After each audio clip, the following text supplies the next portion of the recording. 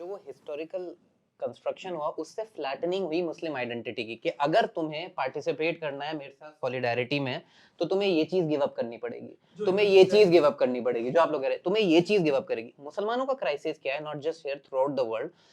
मुसलमान 20th not just 20th century, 17th 18th century से लेकर 21st सेंचुरी तक मुसलमान एक यूनिवर्सल थियरी ऑफ आइडेंटिटी नहीं क्रिएट कर पाए। गांधी ने एक हिंदू आइडेंटिटी कंस्ट्रक्ट करी जो एक यूनिवर्सल क्लेम कर रही है।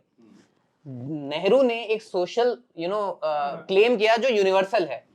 आपके अंबेडकर ने दलित आइडेंटिटी को ऐसे कंस्ट्रक्ट किया कि एक जो यूनिवर्सल। मुसलमानों का क्राइसिस ये है कि वो अपनी वैल्यूज, ये इसी से आ रहा है क्योंकि आपका जवाल बहुत टाइम से चल रहा था, आपके यहाँ एजुकेशन की कमी हो रही थी।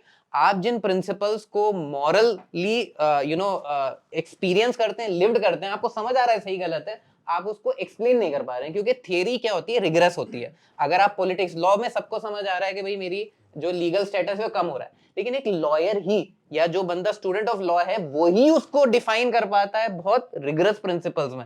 तो मेरा पर्सनल आर्गुमेंट ये है कि मुसलमानों के पास सॉलिडारिटी कंस्ट्रक्ट करने के लिए प्रिंसिपल्स ऑफ सॉलिडारिटी, उसूलुल फिक्ह जब होते हैं तो फिक्ह डेवलप होता है।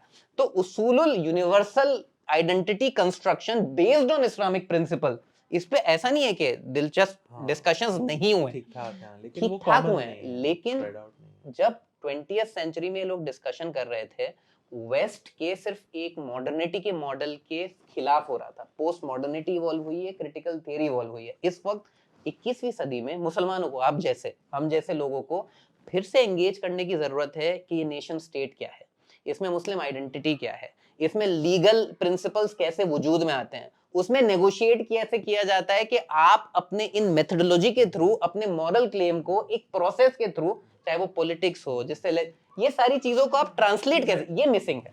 आपके पास इंस्टीट्यूशनल मैकेनिज्म मिसिंग है। लेकिन दलितों का जवाल जो आपने कहा ना, मुसलमानों का जो बहुत लंबे वक्त से, मुझे लग रहा है दलितों का जवाल उससे भी बहुत पहले से था।